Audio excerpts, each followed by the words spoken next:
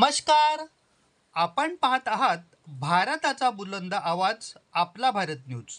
Mumbai Ahmedabad bullet train प्रकल्पात आज एक ऐतिहासिक टप्पा गाठण्यात आलाय. ठाणे खाडीखाली भारतातील पहिल्या समुद्राखालच्या रेल्वे बोगद्याच्या खोदकामाला दुसऱ्या टनेल बोरिंग मशीनने सुरुवात केली. काय आहे या प्रकल्पाची वैशिष्ट्य पाहूया. मुंबई अहमदाबाद बुलेट ट्रेन प्रकल्पासाठी महाराष्ट्रातील सावली म्हणजेच घनसोली परिसरातून विक्रोळीच्या दिशेने दुसऱ्या टनेल बोरिंग मशीनने आज बोगदा खोदण्याच्या कामाला सुरुवात केली. या टप्प्यात सुमारे 10 किलोमीटर लांबीचा बोगदा तयार होणार आहे. त्यापैकी 7 किलोमीटरचा भाग ठाणे खाडीखाली समुद्राखालून जाणार आहे. भारतातील कोणत्याही रेल्वे प्रकल्पासाठी हा पहिलाच समुद्राखालचा बोगदा असणार आहे. या भुयारी मार्गाची एकूण लांबी 21 किलोमीटर आहे.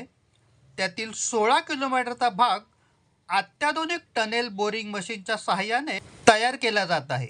पहिल्या मशीनने यापूर्वीच विक्रोळहून बीकेसीच्या दिशेने काम सुरू केले असून उर्वरित 5 किलोमीटर भाग आधीच पूर्ण झालाय.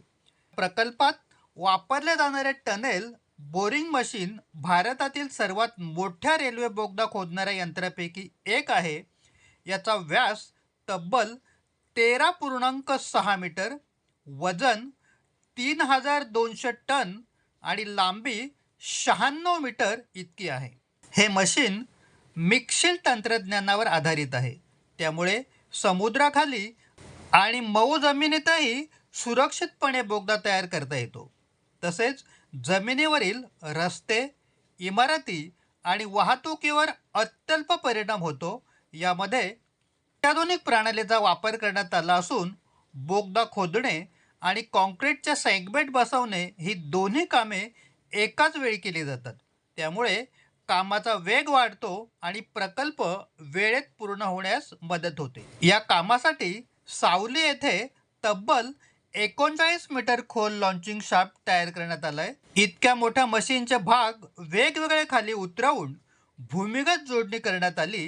ही प्रक्रिया स्वतःमध्ये एक मोठे अभियांत्रिकी आव्हान मानले जाते.